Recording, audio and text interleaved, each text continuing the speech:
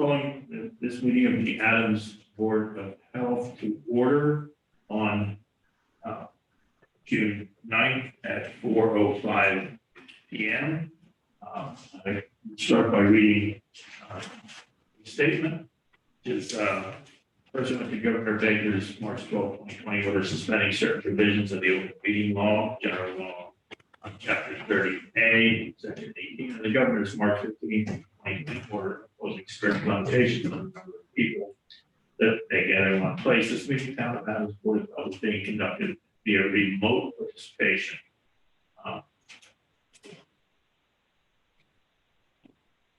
No in-person. Well, this rule has been waived. In-person attendance is now allowed as long as you're socially distanced.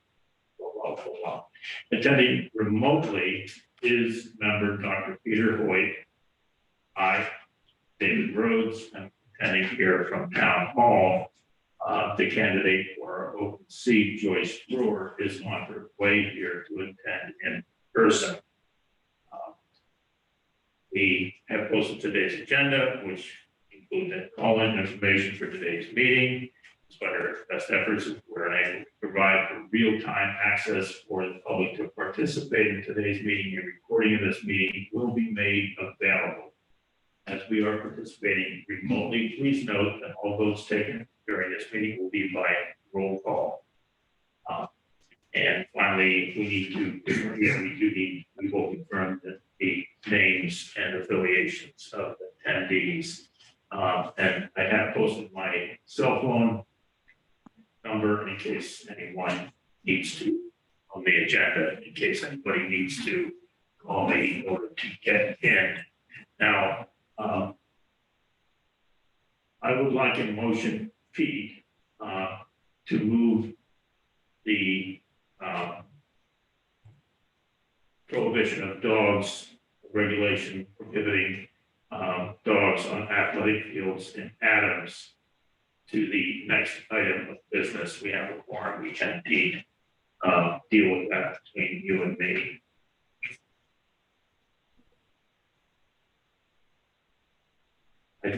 I may be muted.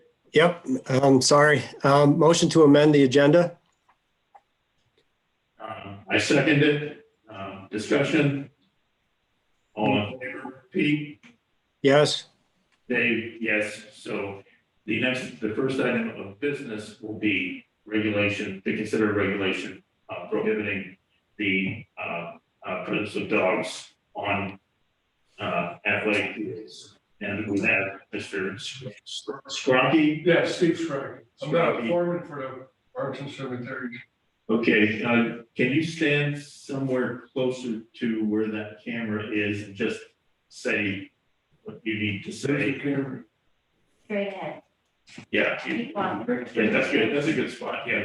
So yeah, just speak at the screen there. Yeah, I've been here for 36 years, and we've been having a lot of problems with dogs on the athletic parts of the fields. They're using them like as dog parks, and of course they're using them as toilets, so to speak. But it's not just for safety; it's for the kids to play without going to dog show. I don't know which way to go with this. If we could put signage up, or keep them off a certain places. I don't mean the parks, but the actual field where they play the sports, like the Little League, Russell Field, Red Fruit Park, where they play football, and Reed Field, where they play softball. I believe it would be, well, I defer to Officer Blaisdell to suggest what you feel would be the best option. So at the Parks Commission's last meeting, I did present the idea in the form of obtaining their endorsement for prohibition of pets within parks, playgrounds, and the athletic fields. And Mr. Scrocky is restricted that just for the athletic fields. The problem being, not to miss any word, so everyone has a clear understanding, is that dogs are relieving themselves of their solid waste on the athletic fields, and players and spectators are stepping in the dog messes. So what Mr. Scrocky is asking for is for the Board of Health to implement a local regulation prohibiting dogs on the athletic fields. And this is also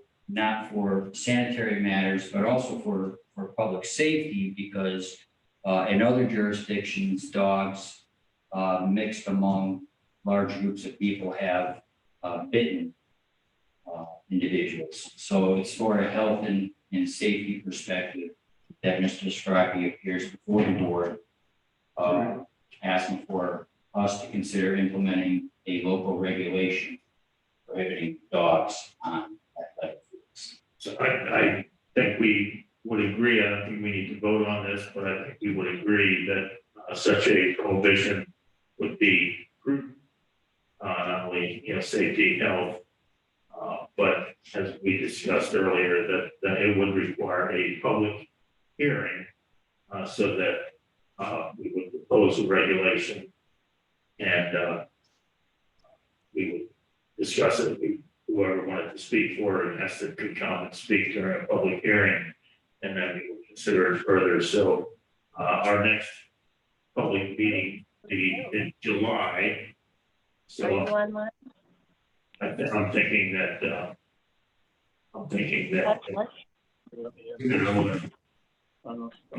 July, either July 17th.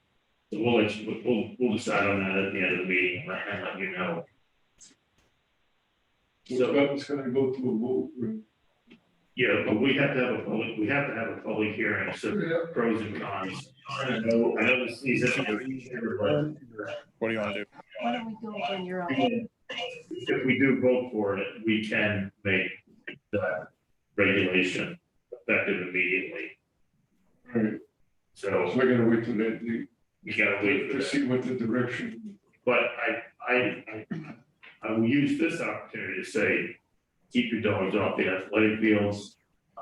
And I will write up a promo for the cable news. Okay. Imploring, and maybe it can be posted other places. I mean, you're absolutely right. So, David, yes, has the animal control officer been contacted about this issue?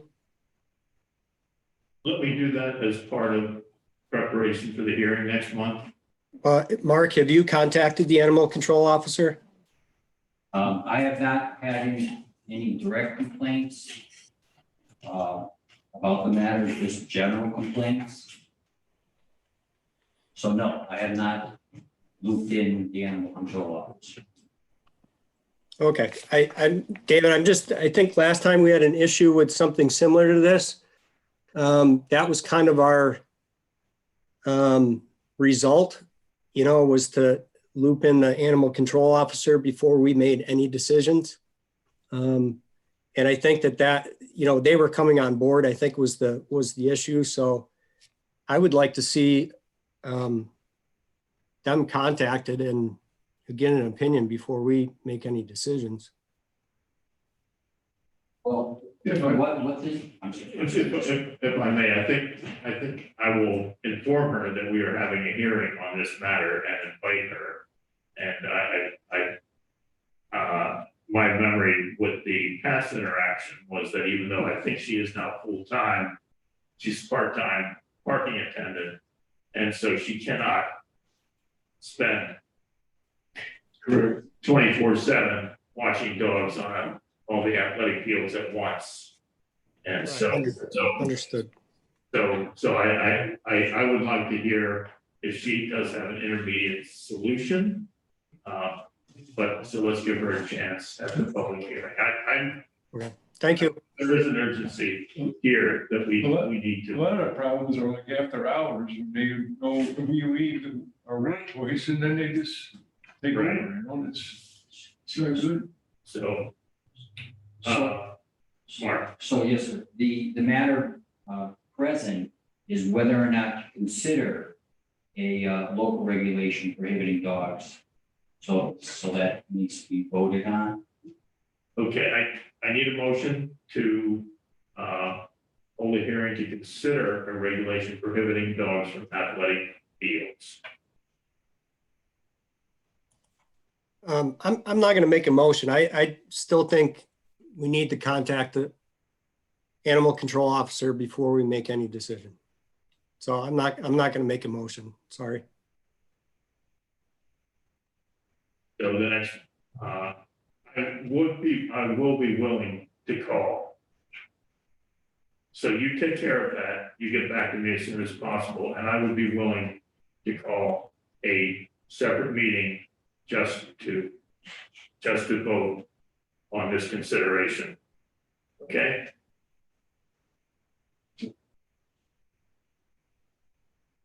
So if I see somebody in the field with a dog running around playing with a frisbee, I can't say get out. Not yet. All right, that's what I'm looking for. Yeah. You know, so I can't do anything at this point. So Dr. Pete Hoyt will get back to us. And we will plan a hearing as soon as possible regarding. So can I ask for clarification? If the the Adams Animal Control Officer is an agent of the Board of Health? No, we don't have Okay. any.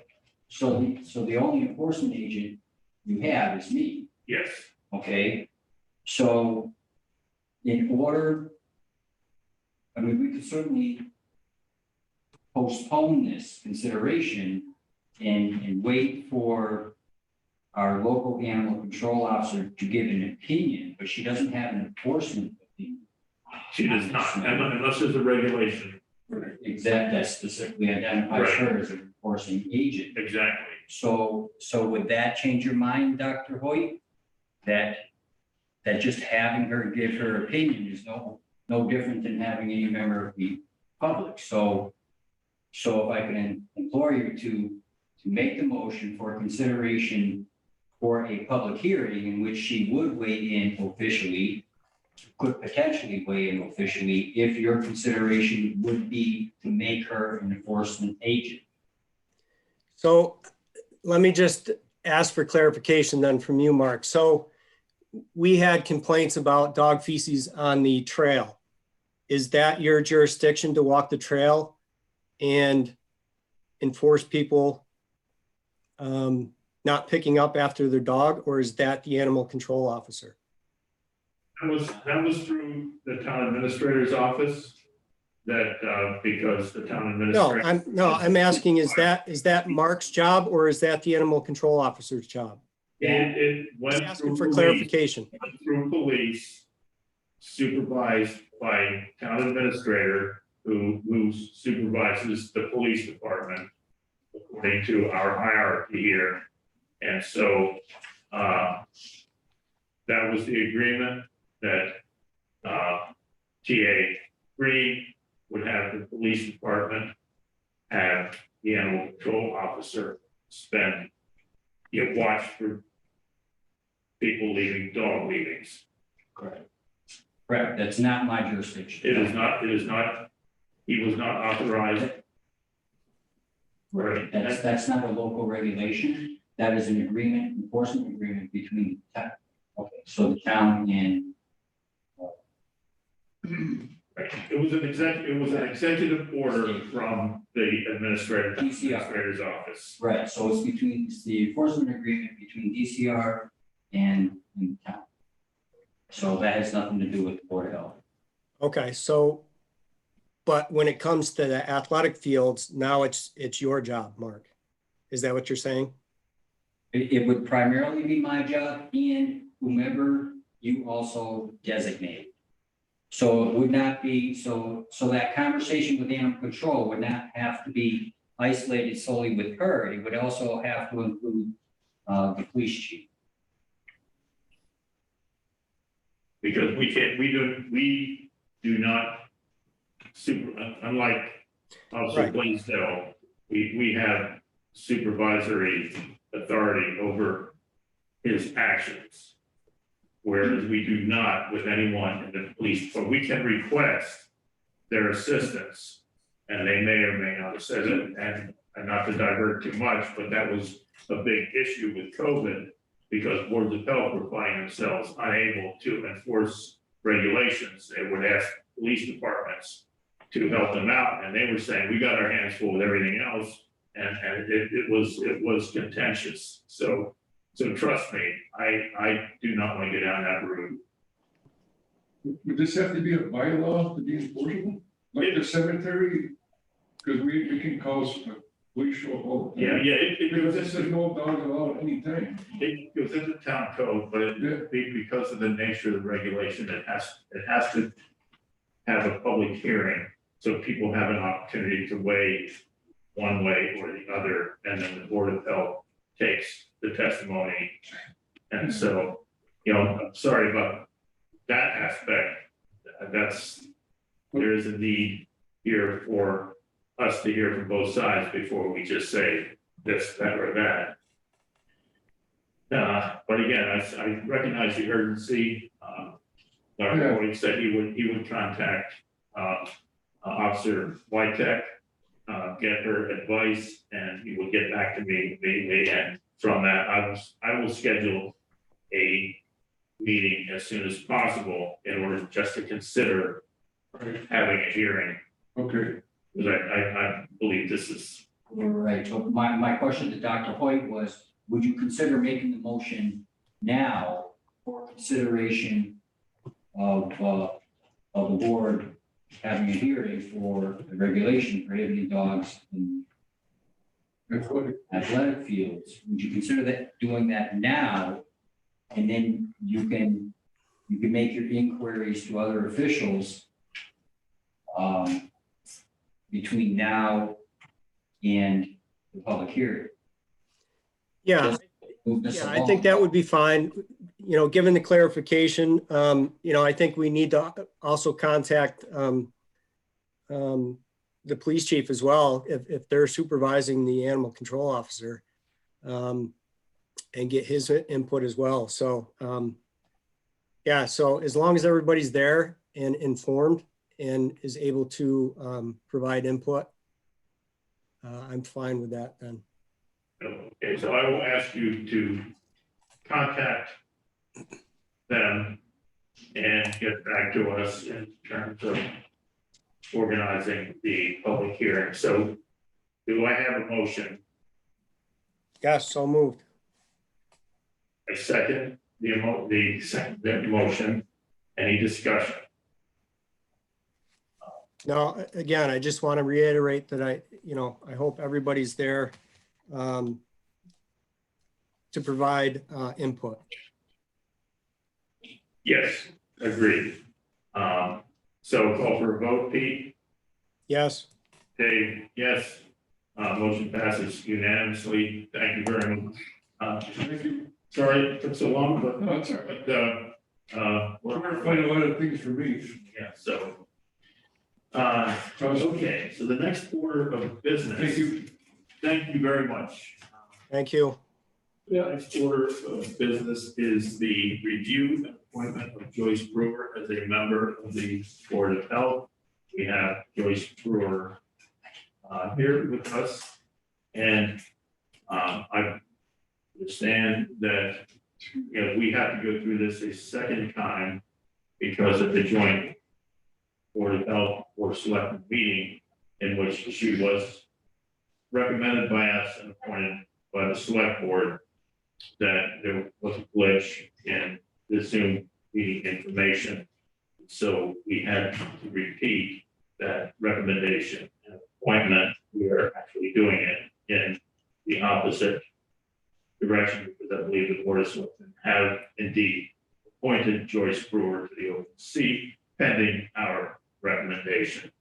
So having said all that, may I have a motion to recommend that Joyce Brewer be appointed to the open seat on the Board of Health? So moved. I second it.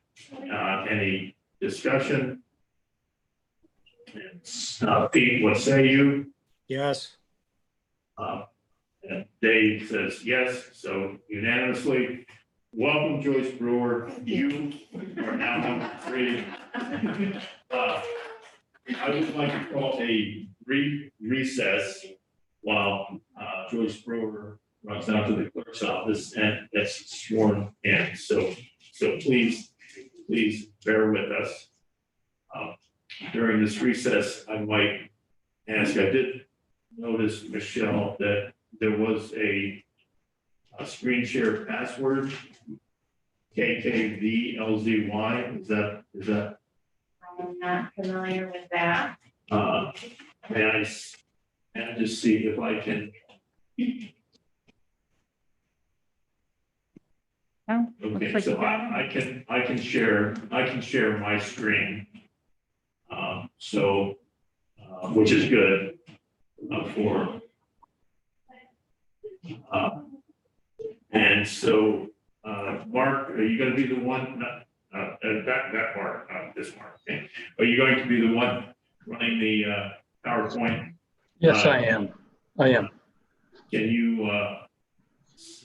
Do you want me to try pulling it up to just make sure the share works? Yes. Okay, hang on. Yes,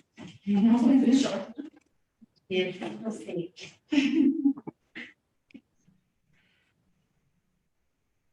Is it good? So. Okay, so we're there. So we can are see. there. Okay, good. So let me get back to my agenda. So the next order of business is the consideration of the landfill project by Specialty Minerals. It has been through all of the approval and vetting processes. So the last order of business is for the local board of health to approve. We have had, materials given to us regarding the application of Specialty Minerals, the response of Department of Environmental Protection, as well as their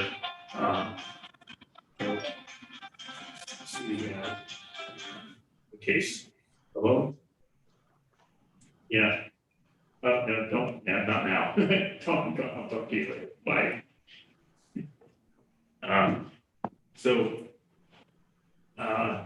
And we have seen the results of the DEP's third-party inspection. And so we will, at this point, have a brief presentation by the consultants of,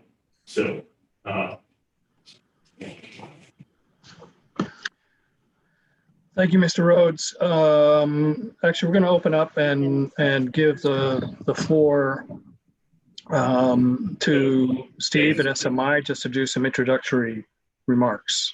give me 1 second, because Oh, we're still waiting for Joyce? I need to have a motion to open. Oh, that's right. The public hearing. Yeah. I need a motion. I need a second, Pete. Second.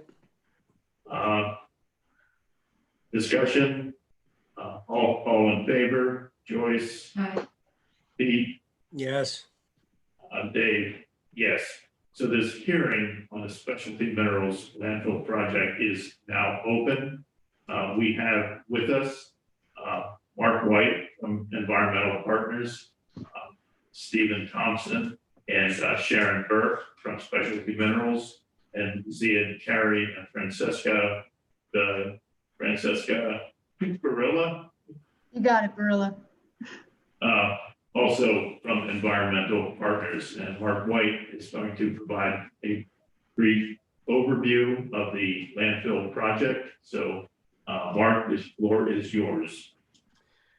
Thank you, David. And as I said before, I'm going to introduce Steve Thompson, who will just provide some opening comments, and then I'll proceed with my very brief overview of the project. So Steve, I know you're having some technical difficulties a little bit earlier on. Are you able to chime in? I think so. Good, good. Which slide are we there? Back up. maybe? Yep. Yeah, I apologize. Steve Thompson, the works manager at Specialty Minerals. We're having a little technical difficulty, I guess, in the area. We lost our internet, but we're back up on a hotspot now. So Sharon's with me. We'll be sharing our computer as we go. But thank you for your time this afternoon. Just wanted to give you a quick overview. I think many of you know Minerals Technology, Inc. Basically been mining materials here since the 1850s. A couple of companies before New England Lime Company and CK Williams came together in 1962 under Pfizer. I think most people in town know the place as Pfizer. However, the interesting thing is that was 28 years ago that Pfizer went away and Minerals Technology came into operation. I think here we make many different products. We call it ground calcium carbonate, precipitated calcium carbonate, and lime. Those products go into many different products for around the country. Our GCC is mostly in construction and in the Northeast. Then our precipitated calcium carbonates go into products that go around the world, basically. Most notably, we're into pharmaceuticals with GlaxoSmithKline. Tums tablets are made out of this mountain here. I think from an Adams perspective, it's really impressive to have that type of quality coming from this area. The project that we're talking about, we've been working with this with Mark. I think it's going to be over 30 years. We've had a sound approach to it. Everything that we see is sound as far as environmental impact. We've come up with a new idea to reclaim the existing quarry, which I think helps everybody. And we'll go through that as Mark takes us through the project. I think that we're looking for a long-term approach here. I think we've worked well with DEP. They've pretty much are on board with what we're trying to put together. And Mark and I can talk a little bit more about it. So thank you, Mark. That gives you a background of where we are. Great. Thank you, Steve. And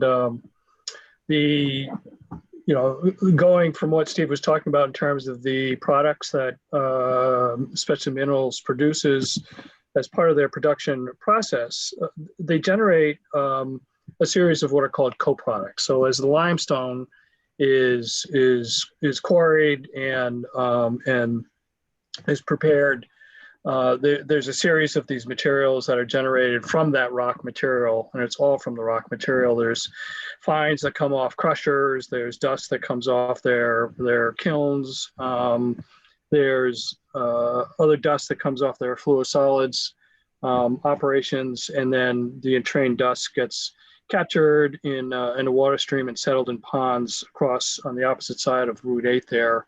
And so those materials are called pond solids. And DEP, in conversations we had with DEP back in the early 90s, determined that the FS dust and the pond solids are to be regulated as solid waste, primarily because of the fact that they're produced through an industrial process and have some high pH characteristics.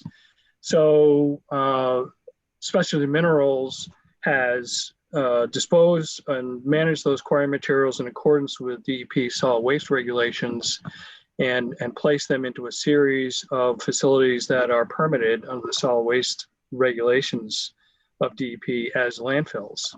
And so what this figure shows is the landfill facilities that have been permitted and used by SMI over the years.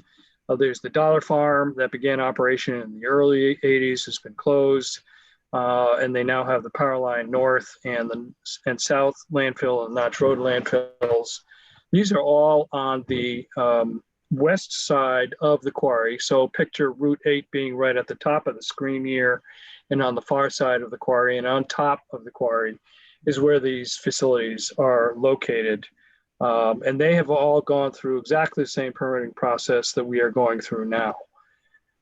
So these facilities are approaching their capacity, and therefore SMI is looking to to develop a new minerals management program for these materials. And the goals for their minerals management program is to develop a program that would provide a long-term capability for disposition of these co-products, and that they continue to be done in an environmentally sound and economically viable way for SMI. A few years ago, Minerals Technology, the parent company of SMI, developed a corporate responsibility and sustainability report that outlined goals for NTI and SMI that included the long-term environmental sustainability goals of restoring the portion of the quarry that's been in continuous operation since 1853. So reclamation of the quarry was kind of a keystone aspect of this effort. So here is the quarry looking from the south side of the landfill, looking towards North Adams. So picture, if you will, the quarry being filled in this southern portion here. And so that it's filled and joins the existing side slopes that exist there surrounding the quarry. And this is generally what it would look like. So it would be finished and it would be operated and developed in exactly the same fashion as their existing landfills. But it would be finished off with a capping system, which is also required under the regulations. And in working with the Division of Fish and Wildlife, they suggested that the capping system be finished with the vegetative cover using native soils and vegetation that will help increase the biodiversity and encourage habitat of the area. So kind of a win-win in that respect. Just some aspects of this whole Quarry's minerals management program to emphasize is that only materials from on SMI's Adams facility would be going into this operation. There will be no offsite products going in there.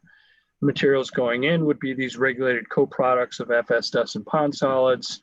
And as SMI's operations move towards the north, they're going to be encountering old mill waste and mine strippings, and their intent is to place that material within this minerals management area as well.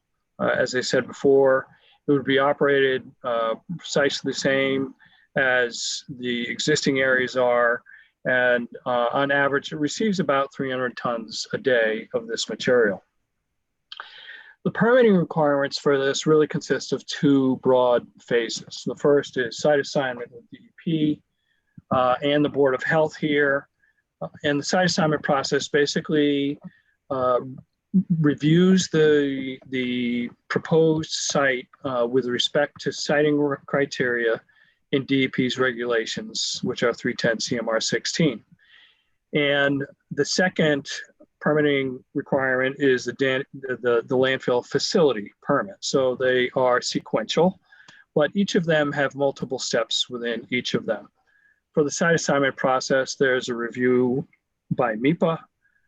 If it gets approved, then it goes through a review of the site suitability criteria by DEP, and then finally this public hearing, because the local Board of Health, you folks have the final say. Only after that is completed does the landfill facility permit get submitted. That being said, we have been working with DEP now for 2017 and even a little bit before, just working on what the conceptual components of this facility would be. So we have been working very closely with them over that time to develop what the fundamental design parameters would be. The application itself consists of also several components, being the design, which includes the technical specification, sequencing plan, details, what the operations plan would be, and what the post-closure maintenance and monitoring plan would be. BP issues their approval in two steps. First is an authorization to construct. And once the facility is prepared and ready to take material, DP then issues an authorization to operate. In terms of the site assignment itself, what is shown in green here is the area that's proposed for site assignment, and you can see it encompasses the active quarry area. What is shown in yellow is the site assignment area that was established for the existing landfill facilities. What's shown in blue is the setback radiuses from that are prescribed in the solid waste regulations 310 CMR 16. And specifically, this shows a 1,000-foot setback from any occupied dwelling. So that established what the limit was of there. Otherwise, the site assigned area is all entirely within SMI's property. So picture the landfill and the area being site assigned being this area here of the quarry with that joins the existing side slopes for at the edge of the quarry and of the landfills that are existing today. In terms of the MEPA review for the site assignment process, that is now completed. There was an expanded environmental notification form that received a secretary's certificate in August of 2019. And that was followed closely by the environmental impact report that was provided and received a secretary's certificate in October of 2019, stating that the EIR adequately and properly complies with MEPA and its implementing regulations without any further review being required by MEPA.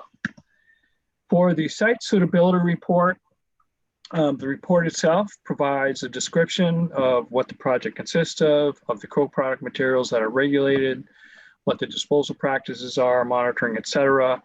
It goes through each of the criteria in the site assignment regulations 310 CMR 16. There's probably about 28, 29 of these that are supported by a series of supporting information and maps such as hydrogeologic conditions, water resources, site plans, land use, and zoning, and things of that nature. That site suitability report, which was prepared by environmental partners, was submitted to DEP in January and was approved by DEP a few short weeks ago with a conclusion by DEP that says that the proposed site meets each of the site suitability criteria for a landfill facility set forth in the regulations. And DEP is of the opinion that the site is suitable for use as a landfill facility. And that report, of course, has been provided, and the DEP approval letter has been provided to the Board of Health, who we have been coordinating with pretty consistently over the last 2 to 3 years as this project was unfolding. We had a meeting with the Board of Health back in November of 2018, and then just recently, last November, when we knew the site assignment and the site suitability report was about to go into DEP, where we talked about all of these aspects of the landfill and the siting criteria and the process for site assignment. So with that brief overview, we are prepared to have, entertain any questions you may have. Both Steve and Sharon from SMI are here, as well as Ziad, Francesca, and myself. May I interrupt at this point? Thank you very much, Mark. Take care of the housekeeping business. I actually need to be, before I kind of run any discussion, I need to be formally appointed as the hearing officer for this process. Do I have a motion to appoint me as the hearing officer? So. Pete, do I have a second? Second. Any discussion? I will just say that this is following the CMR that says how this hearing should be conducted. So hearing none, Joyce? She nodded her head, yes? Yes. Pete? Yes. Dave? Yes. And so I am, thank you, I am the hearing officer by unanimous vote. So having done that, we can conduct discussion. So anyone from Board of Health, be Joyce or Mark Blaisdell, do you have any questions for environmental partners? Partners or Specialty Minerals? Anyone? I do. Yeah, we have seen your information for years, and it is very impressive. And we thank you so much for your thoroughness, your detail, attention to detail, and basically making sure everything is done right. I believe we can either vote now or I can close the hearing and vote. It doesn't, I think, but I would actually be in favor of voting to approve the landfill project within the hearing itself. May I have a motion to approve the Specialty Minerals landfill project as described to us by them and environmental partners? So moved. A second. Second. Any discussion? I will only say I'll miss these meetings. But David, I just want to echo your comments there and just thank everybody for being thorough and in constant contact with us. And, I appreciate that. yes, yeah, it's unquestionable. So, Pete, what say you? Yes. Joyce, Yes. Dave, yes. So the project is approved. I will draft a letter to send to you formally. And so thank you very much. I now need a motion to close this public hearing. So, Second. Any discussion? Pete, what say you? Yes. Joyce yes. and Dave, yes. So it's unanimous. This public hearing is now closed. Thank you, all of you, and best wishes. We look forward to watching this project unfold. Thank you. Yes, thank you very much. Appreciate Thanks. your time tonight and supporting this project. Thanks. Thank you. Thank you. Thank you. Okay. Thank All you. right. Bye-bye. Bye-bye. Bye now. All right. Take care. Bye-bye. Too. So we now need to take care of additional housekeeping business, which is reorganization of the board that should have occurred before we opened the public hearing on SMI. Currently, I am chair. Dr. Hoyt is vice chair, and at this point, Joyce Brewer is a member. And the question is whether we would like to typically the board is reorganized annually. Do we want to do that this year? I make a motion to keep David as chair until next voting cycle, and a motion for Joyce to be vice chair until next voting cycle. So there are two components to this. One of us has to second it, so I will second it. Do we have a discussion? So I would say that actually brings us back to the normal cycle. Yep, correct. With the new member being vice. Vice chair, correct. And you in your third year going to member. So Correct. So Pete, what say you? Yes. Joyce? Yes. And I also say yes, so unanimous. Congratulations, Joyce Brewer, for being promoted your first day of board service.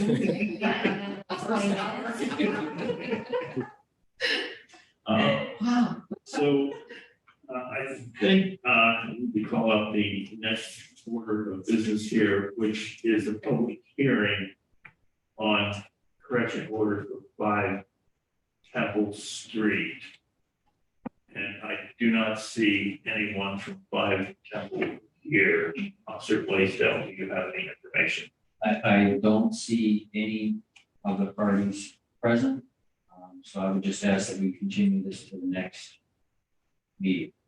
Okay, so 5 Temple Street, correction order continued.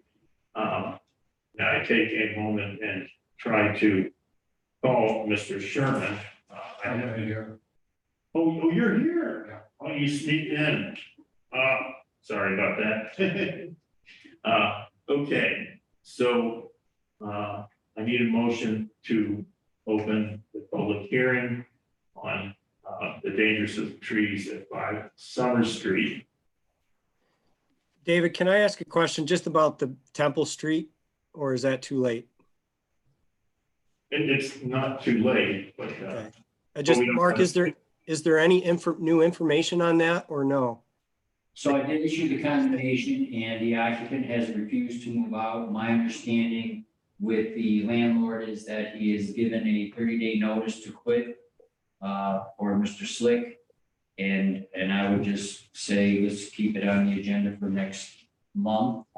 Non-compliance with 30-day notice to quit would allow the landlord then to file a summary process complaint with the Housing Court or District Court. And that way we wouldn't have to do the code enforcement for him failing to vacate. Okay. Okay. Thanks, Mark. Appreciate it. So we do have a motion on the floor to open the hearing on the dangers of trees at 5 Summer Street. Pete, Second. so I think okay, so what do you vote, Pete? Oh, yes. Joyce? Yes. And I also vote yes, so we have a unanimous decision to open the hearing. We have with us John Sherman of 5 Summer Street, as well as Diane and David Kroll of 7 Summer Street. I believe the complainant are the Krolls, so I would basically like to ask Mr. Kroll to spend about 5 minutes just giving us a brief. I do have some pictures which I will show in a bit, and then Mr. Sherman will have 5 minutes just to say what he thinks and rebuttal. So, Mr. Kroll. All right, it started when we were concerned about a couple of trees that we thought were leaning towards our property that we wanted to have investigated to see whether or not they would damage our house, what kind of risk they would pose. And Mark came up to our house back in January. He thought that that was worthwhile to get the town arborist to take a look at it. Apparently the town arborist only does commercial jobs, so I had to find an arborist that we could find to look at the trees. So I talked to John about doing that. He agreed to let an arborist come onto the property. And so we did that back in April. The arborist found 3 other trees in the original 2 that we originally were concerned about. He said all of them are facing our way, which is west, with roots on the east side. There are no branches on the east side, and there's only branches on the west side. So all the weight is coming our way for these trees. All of the trees pose a moderate risk to falling any one individual day, like a calm day like today. But if the like weather that we have here, we have blizzards, we have windstorms, we have heavy rains, we have droughts that can sneak up.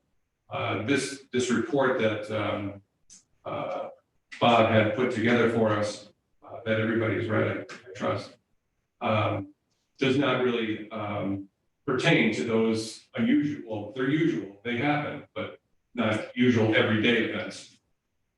So it does pose a real risk to falling, well, a moderate risk every day, but a poses a real risk when on these special weather events.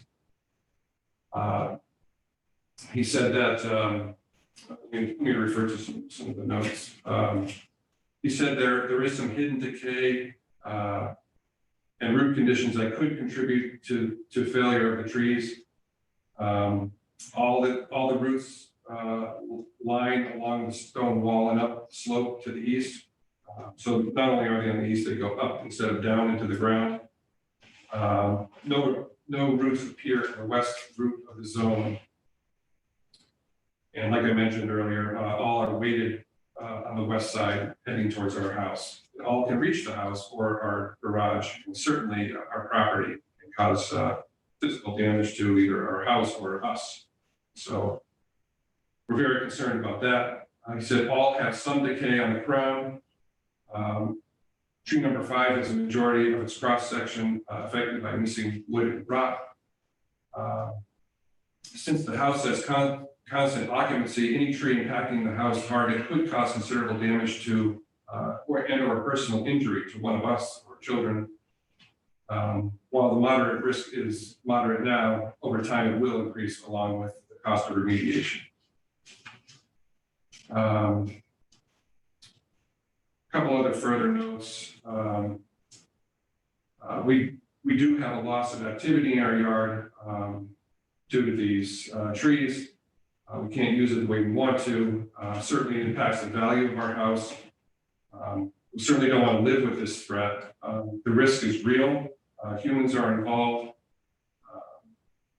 And we just want to live with the peace of mind that we can use our property the way we want to. So what do you, I guess just in conclusion, what do you want to have happen? I would like all 5 trees to be taken down and remove all the risk to our property. Okay, and I think your order was for, your original order was for removal of 3. Excuse me, yes. However, I just want to point out that order is no longer in place because Mr. Sherman had hired a tree removal expert with, I believe, 30 years experience, who stated that removing those trees, 1, they pose a danger, 2, removing them would eliminate required vegetation for that embankment. So after that public hearing, I did withdraw that order. Okay, so the correction order is no longer on, but the complaint is still It's a valid, that, renewed complaint based on Mr. and Mrs. Cole hiring a certified arborist. right? And Mr. Sherman, what do you have to say? I live with 10 trees that belong to another person doing the exact same thing to my house, and I live with no fear. I think this is false fear from a bunch of people who think they're tree whisperers, and they're going to be able to predict when something is going to happen. That's like me trying to pick when I'm going to die. It's not possible. And I cannot believe anybody feels that if they go outdoors and walk around their lawn, my trees are going to hit them over the head. So is your belief the trees are safe? John Batson, who I was hoping was going to Zoom this, I don't know what happened to him. He told me that when he saw those trees, which was in December, that those trees, there were no leaves on them, no nothing. So this thing about, I can't remember who's got, you took the pictures. Yes. There is a picture of a branch that's gone. I think that branch fell, I don't know how many years ago. I'm not even sure it fell since I've had the house and I bought it in 2005. Right. I have never seen anything on their lawn. that's fallen from my trees. Because first of all, gravity falls down. Well, Yeah, I was going to go into tipping, that tipping is possible.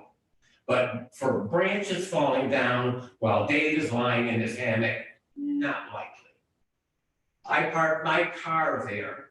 There's a van parked there that belongs to somebody else. None of us are worried about those trees. Those trees right now are filled with beautiful foliage. It's one reason I bought the house.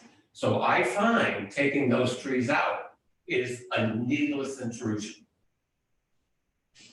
at this point, may I show some pictures and maybe the board can come with Officer Blaisdell's guidance, come to some decision. May not make either of you happy, but that's our job. We need to make our best call on the safety and dangerousness issue. So I'm gonna go here to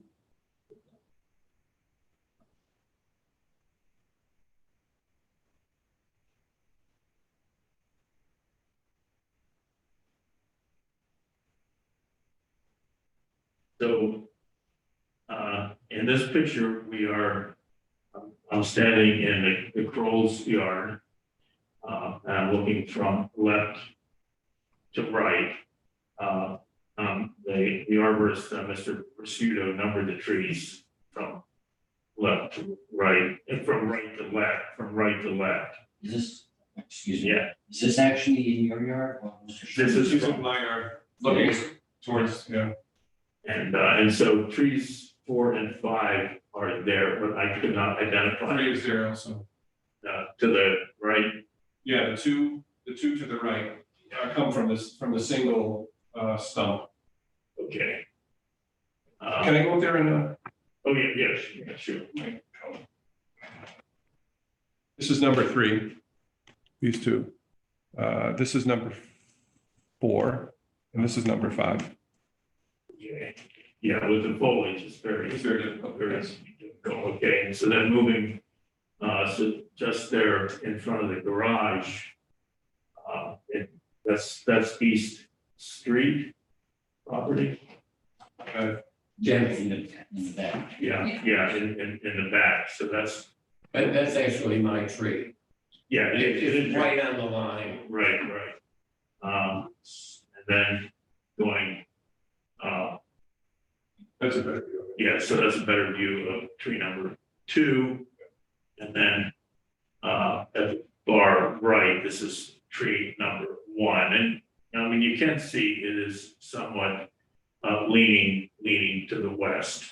But in the tree's defense, Yeah, no, because we whispered, it is not bulging out the wall. no, I won't, I have more pictures from your, so, but I do want you to, as we look at this, I do want you to appreciate, the branches leaning toward the left with not much on the far side, the east side. So now these I took from Mr. Sherman's property. This is the bases of numbers 1 and 2. So you can see the drywall. And when I looked at it, I did not see any bulging, but it is indeed correct that there can't be any roots to the west where the wall is. And it is crushing the wall. You can see that on the right and left sides of it, it is higher than the middle where the tree is. Okay, so appreciate that. And then looking, this is straight on to the base of number 1. And then this is tree number 2, set back from the wall a little bit. And this is the wall as much as I could catch it below tree number 2. And then the next one is a canopy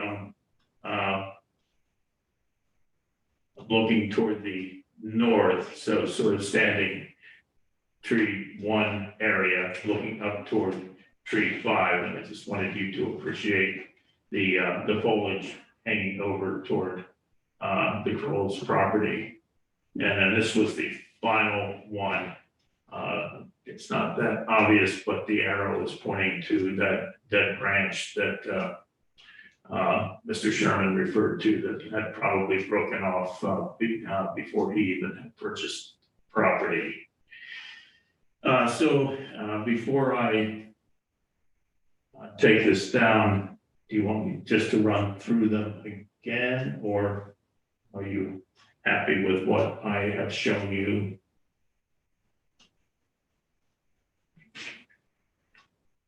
I guess the one thing I want to say is, you were talking about the canopy. Yes, Those branches aren't overlooking their house or property. Those are still occurring in my yard. right, So I just don't, yeah, I don't want it sounding like there are branches running from my property through the air into their airspace. However, the size of the canopy and the size and the height of the tree, which you cannot see the top of, if it were to fall, it falls down on us because these are very tall Norwegian maples. The weight, because again, the roots, there's no roots on the side of where all the weight is.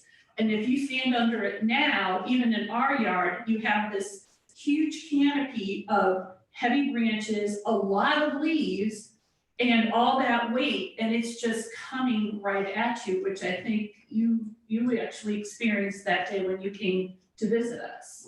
right. So I guess she's right. If in the middle of the summer we get a phenomenal windstorm, there's a lot of foliage to catch that tree and knock it over from the base. We've also been known to have ice storms in October. If you remember back about 10 years ago, Oh, yeah, they knocked out, 116 was impassable. yeah, Anything could happen, David. Yeah. We had the thing go through Great Barrington. You probably weren't even living here when that happened in the 80s. We were here. Well, it still was a one-time event. But you don't know So- when those sometimes so- it's gonna happen. And that's so- why we don't all cater to what you're trying to do. Okay, at this point, I think we heard enough, we understand. Thank you. And I would ask Dr. Hoyt, Ms. Brewer, if either of you have any further questions before we deliberate. Can I make one more comment? Sure. I would, I'm not a lawyer, I gotta say that, but if we bring this issue that there is a risk and a certified arborist, someone that is gone to school and gets certified every year, says that there is a serious risk that these things could cause damage to our house and our property. If that was to occur, there could be criminal negligence. I'm just saying, if one of us gets killed because one of these 5 trees falls on us, then That it's is, something to think about. yeah, that is, I do understand there are liability issues that, It's serious. I mean, if Bob would have said, hey, these trees are fine, we would have let it go. And I told that to John. I said, we just want to know, are these a risk to us? Yes or no? And this is what he came up with. He said moderate risk. Under normal conditions. I Okay. hear you spell it. enough. We get it. So, Steve, Joyce, any? Yeah, David, I have some questions. Mr. Kroll, I do want to correct you there. It did say moderate risk, not serious risk. But I do have a question for you. Do you enjoy the outdoors? I do. Do you take your family or do you hike? I do. Do you have any fears that a tree's going to fall on you when you're walking Mount Greylock? No, I don't. But I don't walk during an ice storm, high winds, blizzards, things that are typical around here. Yeah, we don't live there. I mean, the house is constantly inhabited. Yeah, we're always in the house.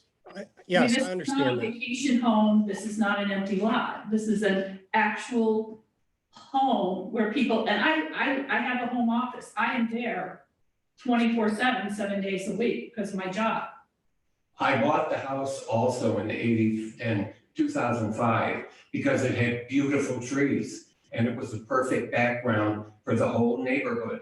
It's one reason the neighborhood looks like it does.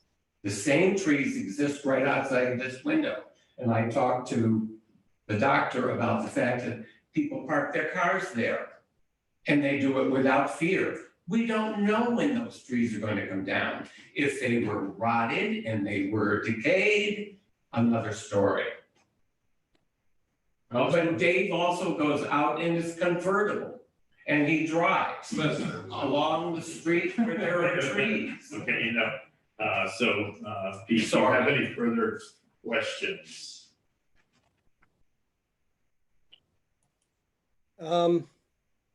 I don't know I have any questions at this point.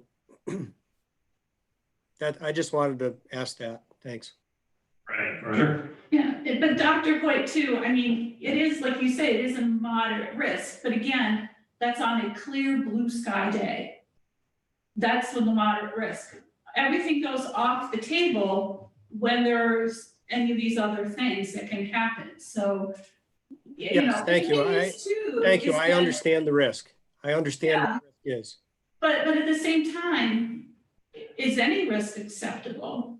I mean, why should we live with even a moderate risk?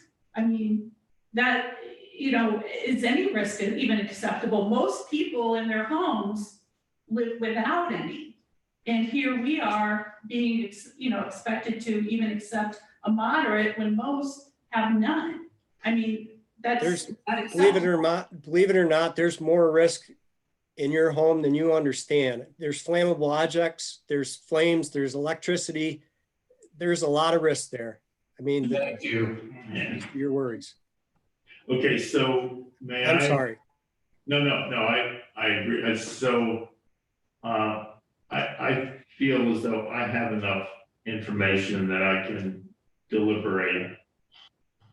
And yes, Did we want to get Joyce's do you have any? I have questions? one quick Oh, question. yes.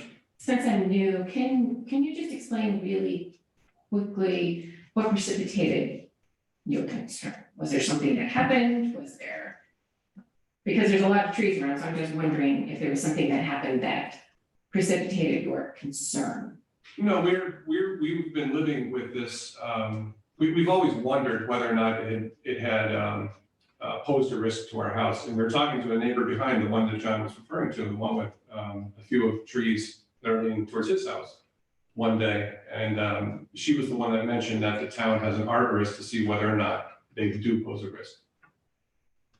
So. The woman behind me had a tree that twice sent branches into my roof. She was told it had to come down. I wasn't trying to get the tree down, just the branch that went over my house taken away because October 20th, it had missed my windows. But previous to her ownership, it had crashed through my roof. So when Mr. Blaisdell looked at it, the tree, the whole root system was above the ground. You could wrap your arms around anything. And it was rotting from the back, according to John Babson. That was from the east. Go ahead, I'm sorry. East Street property. Okay, so do you have any follow-up questions? Okay, thanks. All right. Yeah, so, I would like to close the hearing and then, deliberate among ourselves. If you would stay there, we may wish to ask you further questions as we deliberate, but, we will only speak if we ask you to. Is that understood? Yes. Yes. Okay. So I need a motion to close the public hearing. So moved. Second. Any discussion? Pete, Yes. Joyce? Yes. Dave, yes. So by unanimous vote, this hearing is now closed. Then I'm just going to raise the question, do we feel able to deliberate now to come to a solution, or we do not have to decide tonight? We can deliberate now and postpone the vote. We can deliberate now and vote now. We can postpone even the deliberation. Do I have a sense of, Could I make a Yes. comment first or provide my input? yeah, Okay, so our role here is not the trees in our backyard, but rather these particular trees. correct, Okay, and our role is to determine if any of them or all of them are conditions which may endanger or materially impair the health or safety and the well-being of an occupant or the public. We're talking about these trees, the trees that you assessed, that you photographed, right, okay? That's what we're talking about. And whether or not they provide or present themselves to be a danger, whether to the occupants of 7th Summer or the public, which could be in a butter. right. Okay, so any scenario that someone wants to mention, they have expressed repeatedly severe inclement weather. So if you did have a blizzard that blew one of the branches from Mr. Sherman's tree, whether it be to the property of 7th Summer or beyond, that is something that we have to consider. Okay, of those extreme sets of circumstances. So when you deliberate and make your decision whether or not you want to put in effect an order for Mr. Sherman to abate anything that you perceive to be violation of the code. So if we decide based on the evidence we have been given that the trees should stay as is, and next month one falls over and damages the Crowell's house, are we liable for that decision, or is it still Mr. Sherman's liability? Again, for any person aggrieved by a decision, they have a right to appeal. Right, Okay, so if the board were to decide that none of these trees, despite the information that's been presented from a certified arborist, if someone felt that was not an appropriate decision of the board, they can then appeal it to a court of competent jurisdiction. right, Okay, if someone were to be injured or property were to be injured, whether they would have a civil case against the town or so long as, yes, so long as there, I would say there's absence of the information, okay? But I think that Mr. and Mrs. Kroll has presented a report from an arborist who has identified that there's even slightest risk, okay? If this was me, if I did not, and I made the decision to bring it to the board, right, okay? Had that been presented to me, I would have issued an order for Mr. Sherman to have abated at least part of that, okay? And I would have used that language in the statute, okay? And then he would have a right to come before the board and or to a court of competent jurisdiction. So it would be my recommendation that that board either issue an order or allow me to issue an order to make the abatements coinciding with the Kroll's arborist decision. okay, so you would order removal of all the trees based on Pursuito's assessed risk.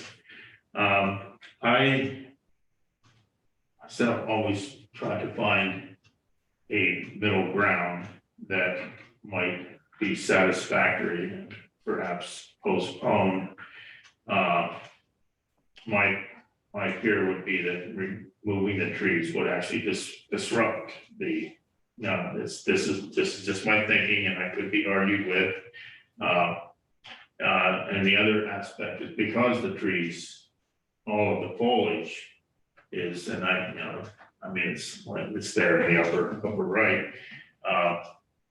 Is it possible to just prune back the amount of overhang toward the west so that the tree had a more upright, and if it did fall, there would be fewer branches to impact?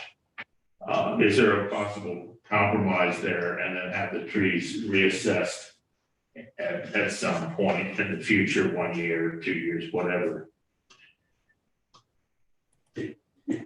You can write an order. You can certainly have a discussion with the parties before you write an order, Right. okay? And reach an agreement, Mhm. all right, on what measures need to be taken.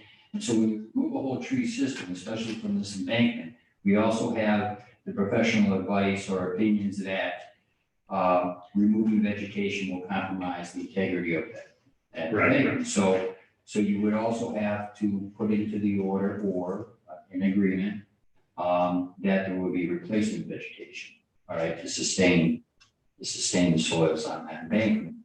So, an option is for the Crowells and Mr. Sherman to ask for a recess and to attempt to reach an agreement. If they're unable to reach an agreement between them, then maybe they can come back in July with that to ask for an order from the board.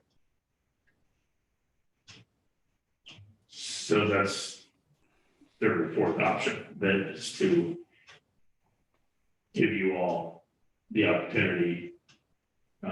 My sense is that that right now you are opposite poles, but I would be willing to allow that.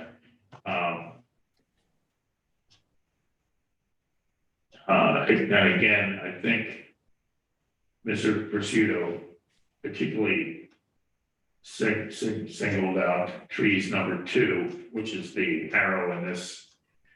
I think, that's tree number 2, as well as tree number 5, which was hard to see from my pictures, were the 2 worst ones that should be removed immediately. So can select like, What's that? I think. It's not just addressing. Oh, okay. Thank you for recognizing. Yeah. So that would also be a possible solution. And again, replacement vegetation would be important, because obviously there is erosion potential and so forth. The trees are basically holding the dirt there behind the wall. So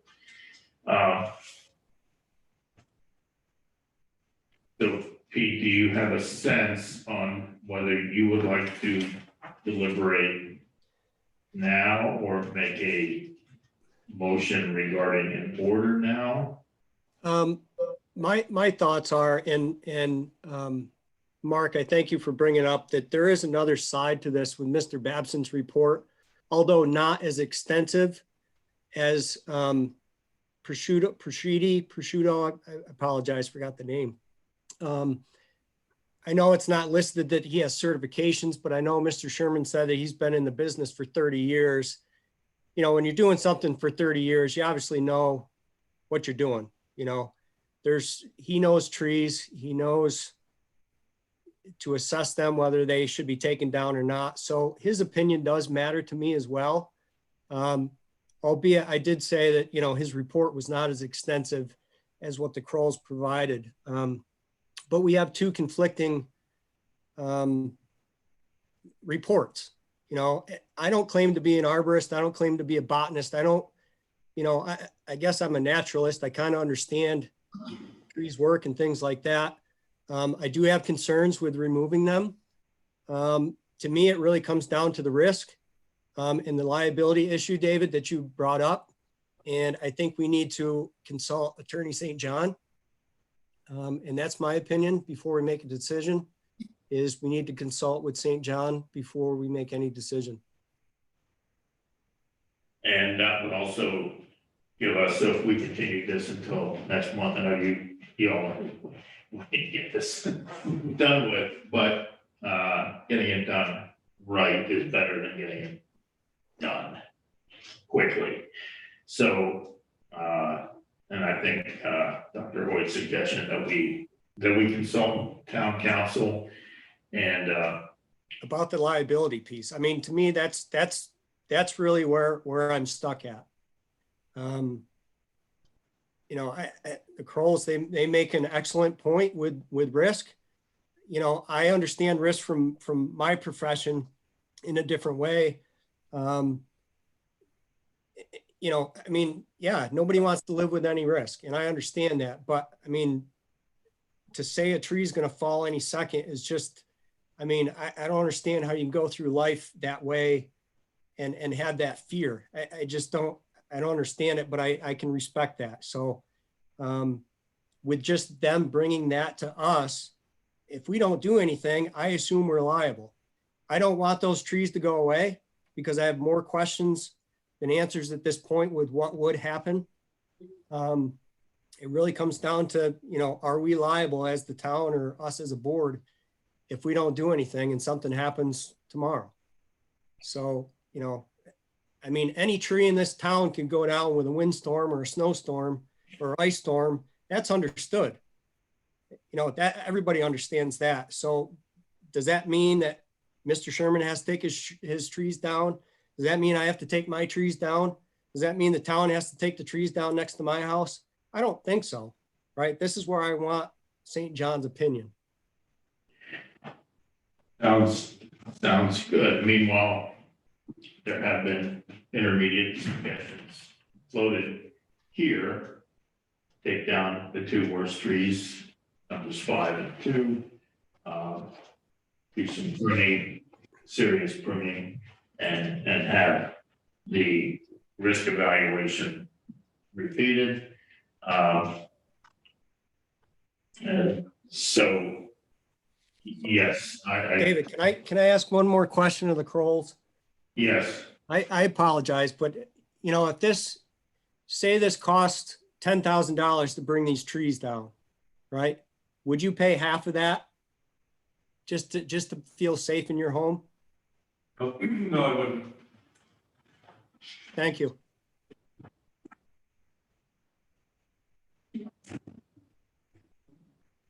I mean, the They're thing, not our trees, right, and it's not our responsibility to remove them. and the thing is that, you know. No, thank you. That's all I wanted to know. Thanks. I was just gonna say, it's a responsibility to take care of them over the years that you live there too, and not have it get to this point. That's all I have, David. I'm gonna keep my mouth shut. Thanks. okay, no, that was a very important question, because sometimes it all comes down to money, but so I believe I don't know if we need to vote to continue this, but I think the sense is that we need to gather some more information, particularly legal, and then we will be able to make a reasonable deliberation and decision. I got here. So I think at this point, I thank you all. Thank you all for entertaining me to allow me to take pictures to show. And thank you for, I know this is a contentious issue, and thank you for continuing to be civil. I definitely, we need that. So thank you. So our next meeting will either be July 7th or 14th, and we will let you know as soon as we decide on that. You will be put on that agenda. first, the first hearing. So thank you very much. Okay, thank you so much. Thank you for coming in. Appreciate it. Oh, no problem. Nice to meet you all. Take care. Well, I'm sorry that Howard left. I want to introduce him, say a few words. Thank you. Thank you. But here, so item I have here is approval of minutes, April 14, May 12, May 26. As far as I know, the May 26 was joint meeting is not, they have not been provided to us yet. I could check. Oh, okay, no, I will. Oh, okay, so that just sent a draft. We'll do that. Can I sit down and speak? Yes, please, yes. Now just take a brief break here and welcome Howard Rosenberg, newly elected selectman, who has offered to be the liaison with the Board of Health. You know, he has health written all over him. So I'm very happy. I would help. What's that? Help or? Help, he has help written all over him, and so we are hoping for collaboration, and I hope I'm not stepping out of turn here, because Mr. Rosenberg had asked me to get him in touch with Board of Health, with county public health people, and what I just learned today, that we are, the state has these SAFE grants, the state action on public health excellence, to create regional health collaboratives. The Public Health Alliance is such a collaborative. Now they have more money, and they're actually going to hire a full-time public health nurse. And so when she is hired, I will get you in touch with her. One of her jobs is to set up wellness programs. So this would be a great connection. So it looks like things are coming together in a good way. So I will keep you posted. And again, thank you for coming. And so apologize for the break there, but I think we're going to approve our minutes from May 14th that I have not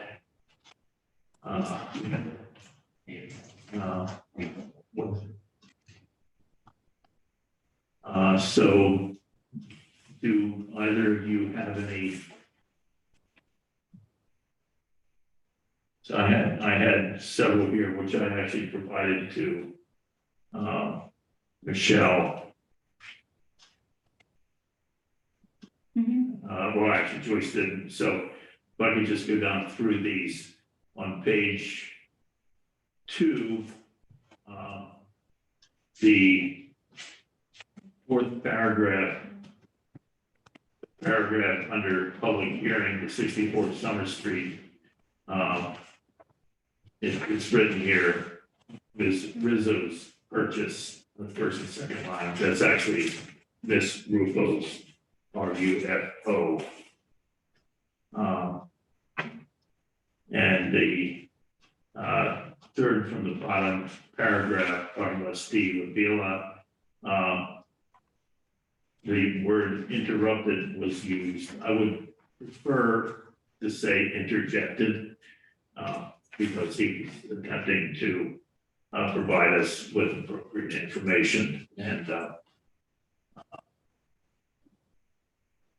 there's lease signed a year ago at the end of that paragraph, lease signed a year ago by the previous owner, and there is not one now. I think I would add now to the end of that paragraph. Where is that again? The paragraph that starts Steve Avila from Berkshire County Regional. The last. Oh, yeah. Oh, there's somebody, not one yeah, now. that is, I had, yeah, okay. Yeah. got it. The first sentence on the next page remaining issue of tenancy to reconvene the board on May 12. The remaining issue of tenancy, I thought, change that, will be considered when the board reconvenes on May 12.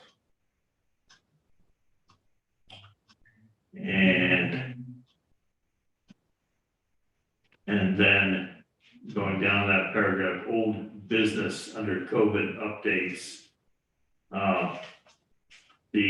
The third item there regarding the number of people limit is 75. I want to change that to Chairman Rhodes brought up Officer Blaisdell's public orders limiting weddings, both indoors and outdoors, to 75 people, as well as other pandemic-related measures. Both he and Dr. Hoyt, acknowledging the continued high rate of new COVID cases in town, agreed that Officer Blaisdell's orders were justified. The board confirmed that the notice was posted on the town website and sent to local venues. So that's just a more complete explanation of what went on in the board. And the next, on the next page, talking about the cigar lounge, is actually not a lounge. That's defined statutorily as something else. This is an adult-only retail tobacco store. I think Joyce can probably confirm that the bar means something where patrons must consume products on premises, whereas the retail tobacco store, they can consume them on, but they can also take them out. So that it should be cigar, retail tobacco store, and then local and county updates. The second item, safe, and this is Michelle, you really got to get up with the acronyms here, because you can't be a Berkshire County resident unless you have memorized 53 billion acronyms, and it's actually SAPHE for State Action on Public Health Excellence. And then in the review mail, most in the public health epidemiological report for 2021 first quarter, most cases were due to COVID-19. And then I went on to say that there were 4 non-COVID cases. And the hepatitis cases may not be new when a previously positive person, I reported, when a previously positive person goes to the hospital again, they are retested and reported again. I hope that point makes clear that a number of the hepatitis, because they always do hepatitis tests, and people who are positive often go to the emergency ward a couple times, and every time that positive test shows up on our Maven. So I think that's it. So sorry for the details, but I'm just glad I had a chance to go through them. I have a motion to approve the minutes as amended, or just PM. Yep, so moved. And I will second it. Discussion, you need not vote, but you would just say recuse yourself. Pete, what say you? Yes. Dave, yes, and Joyce. Recuse myself. So, so the vote is 2-0 to 1. So thank you. The minutes of the May 14th. Did we get those minutes? May 12th? May 12th? Well. Yeah. Thought I You did. sent them, no? I have a Yep, they were copy. sent on Wednesday, the 26th. May. All right, must have been. Thank you. So do you have you been able to review those, Pete? Yes, I did. And do you have any comments on them? It was just in the beginning part said, others present. It had Chad Slick and then owner of 5 Temple Street with question mark. And I don't think he's the owner. He's the tenant, correct?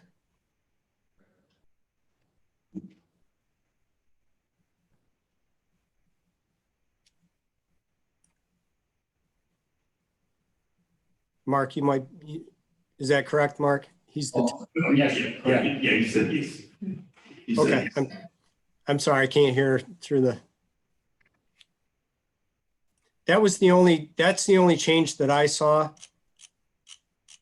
I would be happy to entertain a motion to approve those minutes with that change. So moved. A second. And again, Pete, Yes. Dave, yes. Joyce, Recuse. the minutes are approved 2-0-1. All right. Michelle, thank you. Thank you. Thank you. Thank you. All right, close that and then I'm back to the agenda here. So there are no members of the public here, but I guess if Mr. Rosenberg would like to say anything, now is a good time. Well, I look forward to collaborating with you folks. As Dave was saying, my interest in health comes from my personal journey. I'm 67 now, 66. When I was 51, I was diagnosed with advanced cardiovascular disease and had to undergo emergency quintuple bypass surgery.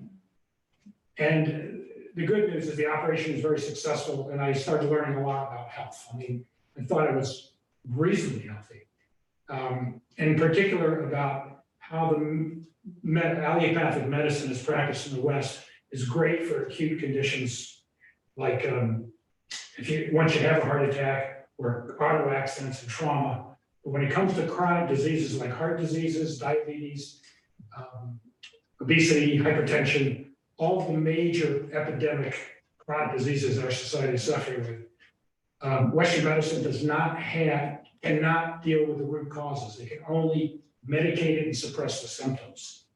As a case in point, I've undertaken to become an expert in stress management. I now teach yoga and meditation, of course, diet and exercise. And I was told after my surgery I'd be on statin drugs and beta blockers and blood pressure pills for the rest of my life. I'm on 0 medication. And when I go for a checkup, the cardiologist says, "We didn't know you had heart disease, heart surgery years ago. We would not know there's anything wrong with you." I cost the healthcare industry virtually nothing. I mean, the last time I made an insurance claim was about 2 years ago for routine colonoscopy, just preventative. And so I realized that all the healthcare system, basically, we were the 17th, least healthy country in the world, and we spend more per person on healthcare than any other country. Okay, suffice it to say that our medical system is not working because it doesn't address the root causes of these diseases. And those causes are basically behavioral issues, diet, exercise, stress management, and what have you. Long way of saying that, so I came here and I started a wellness center, a yoga studio, to teach people about how they, by making different choices in their life, they can have virtually perfect health. And so what was alarming to me is the amount of cost that the town, in terms of the school administration, the town employees, are paying increasing healthcare costs. And many people their disposable income is going for healthcare, insurance copays and what have you. And it's actually, we're getting sicker and sicker and sicker as a society.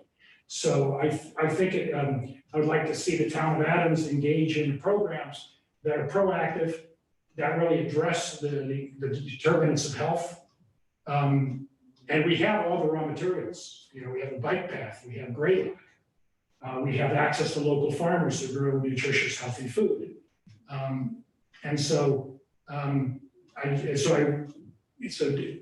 Dr. Rhodes asked me to work with the Board of Health and maybe helping work with other county organizations to start developing some of these innovative programs.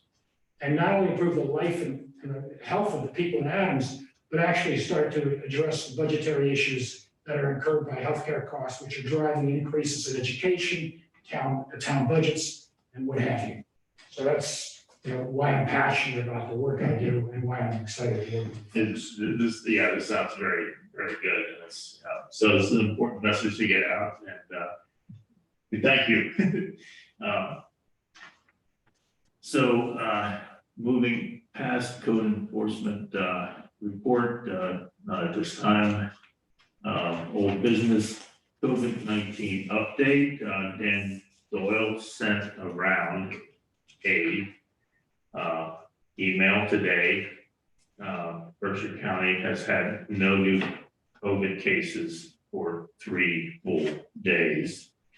There were like 6 in the week before. Interestingly, a couple of those were underage, like age 15, age 5, and then say these are the unvaccinated. We did try to set up a vaccine clinic, but there was limited enthusiasm, and this was during our spikes here in Adams, and when we were actually in the red, and now that we're gray now. We are gray, so but the word is still there. Get vaccinated. If you're not vaccinated, get vaccinated. So I will say no more on that. Anything from anyone else? And so new business. No, I just wanted to, sorry, David, I was trying to unmute myself. I just want to say that email from Dr. Doyle was probably the most exciting news I got today. That was here. So after several weeks of seeing all these positive cases and now there's nothing. So it was nice to see that. Yeah, it's exciting. Next order of new business is the FDA AFDO grant to the Berkshire, it's BPHA, Berkshire Public Health Alliance, permission to name Adams in an application. This was an email that Sandra Martin sent May 26th. She needed an immediate answer, but said it would be okay just to put our name on the application pending our approval tonight. So just a little bit of background. The Public Health Alliance receives grant funding from the FDA in order to enhance food standards and retail food standards and so on. We do not get this grant money. Adam's participation is worth $2,500. It goes to the Alliance, but of course, the more they have, the better. They can create programs, and then we are part of that program. And I do forget how many years we have been a part of this grant program. 2011. Well, the Public Health Alliance has only been around for 10 years, so it may, I think it may. I'm sorry, 2016. Yeah, so, okay, so about 5 years. And so I need a motion to approve inclusion of the town of Adams in the FDA AFDO grant to the Public Health Alliance. So Second.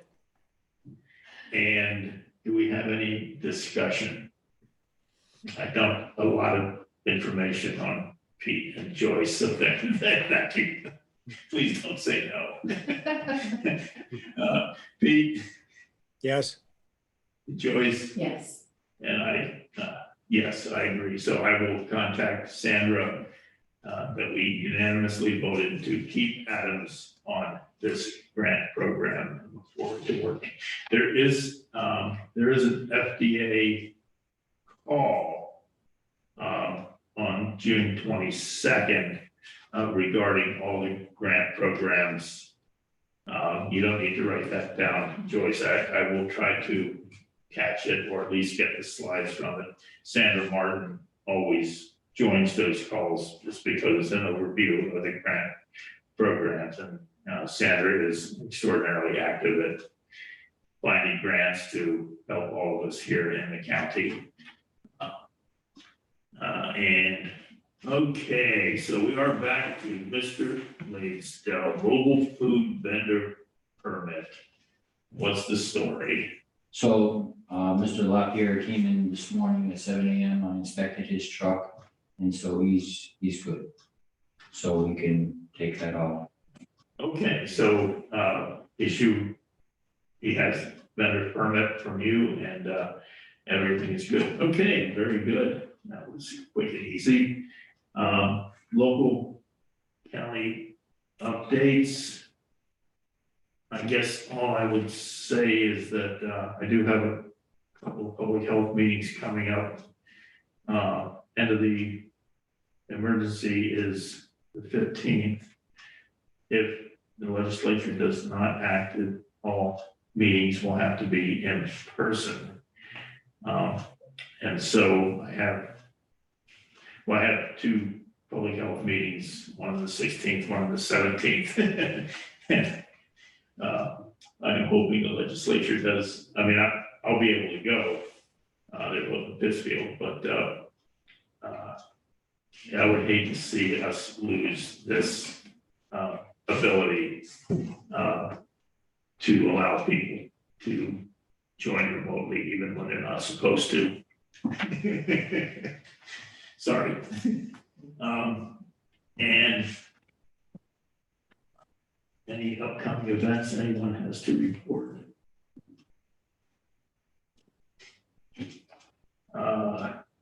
Mail received.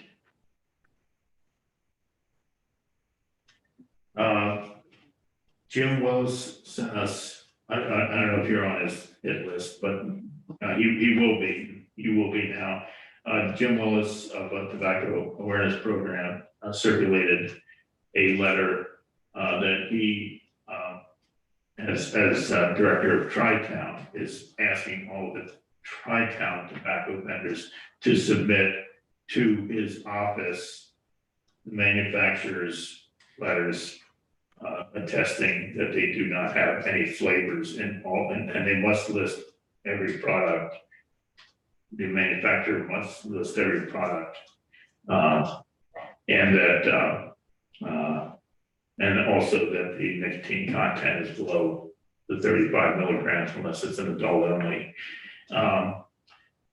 I would like to be able to disseminate that letter, but so I will put it on the agenda for next week, next month, to determine whether we just want to send out the letter as a notice or actually require our vendors to provide us or the Tobacco Awareness Program with those letters so that Jim Willis has them on file. So we will consider that next month.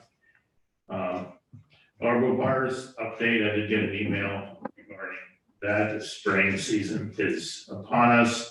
And yesterday's webinar with DPH, interestingly enough, they spent less time on COVID and a whole lot of time on arbovirus, Triple E.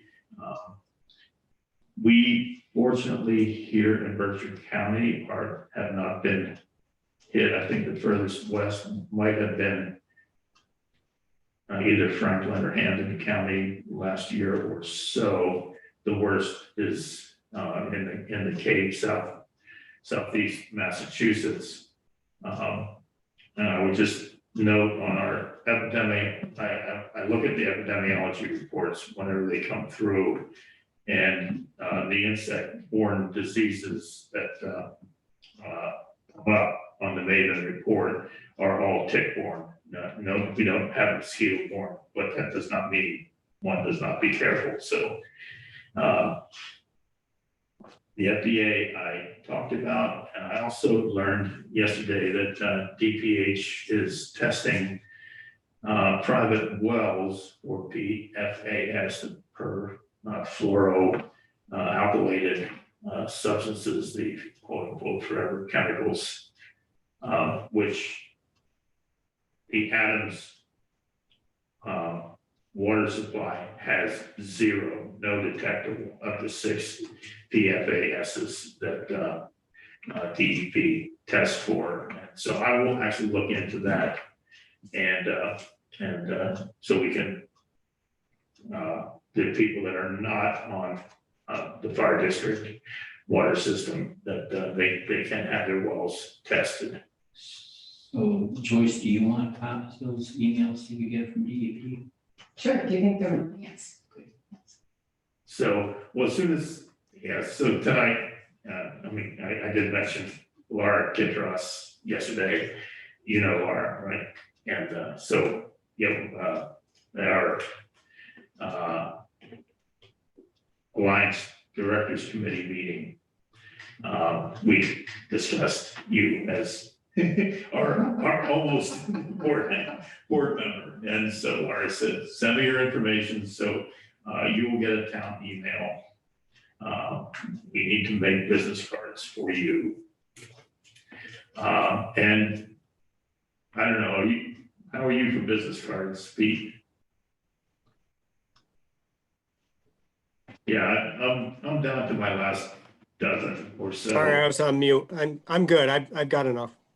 Yeah, and I will make sure, I think Michelle's gonna take care of that. And I would just, they'll ask you what you want on it in terms of address and phone number and so forth.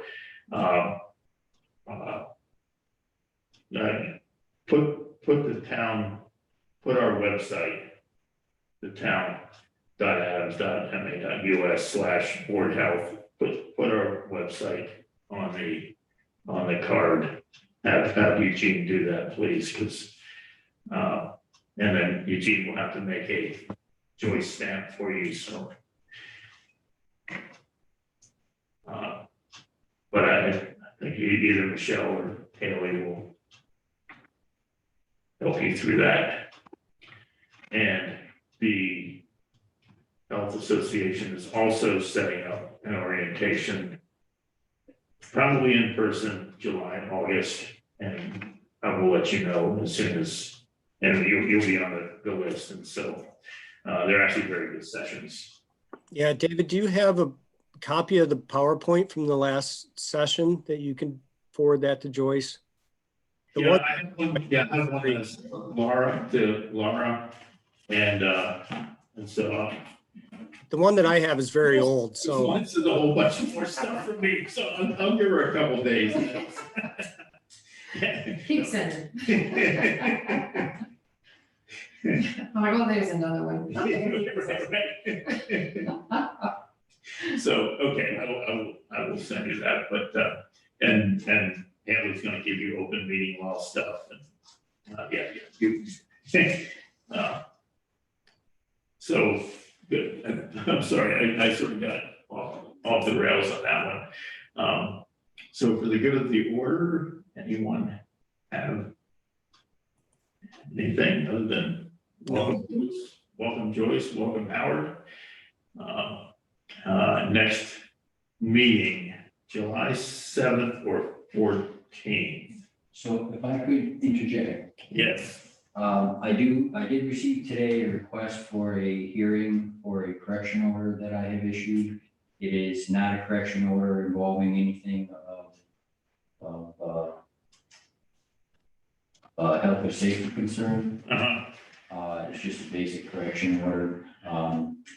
The landlord will present that the tenant is being evicted. It's not related to the code violations. So if you wanted to hear that before July, you could, it's not required, you can wait 30 days.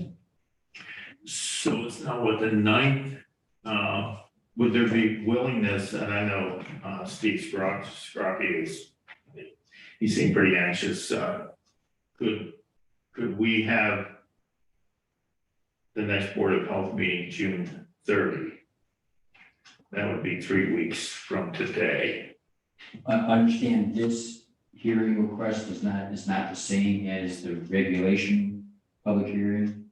So all this correction order appeal would have to be is just noticed on the agenda.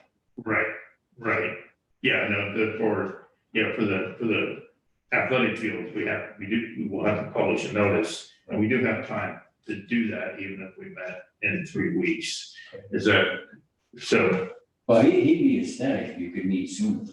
So, Yeah. So yeah, if you want to do that, if it's the pleasure of the board. the June 30, does that, sound like okay? And that would be our July meeting unless something else came up.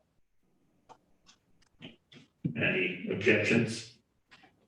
No, any of those dates you proposed are fine with me. Yeah. Or, you- I guess I would just ask Joyce, are you okay with the 4 o'clock time? Yes. I am, yeah.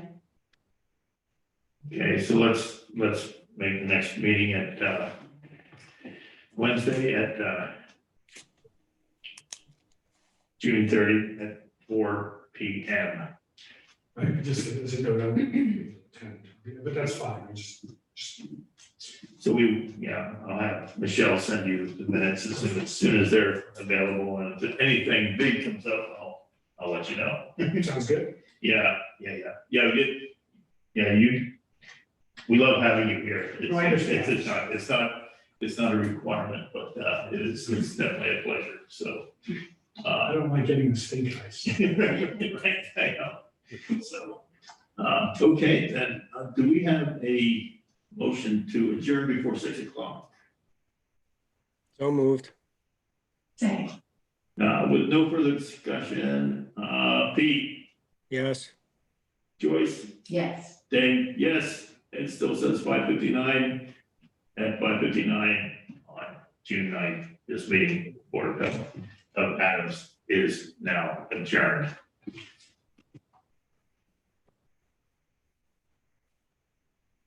Thank you.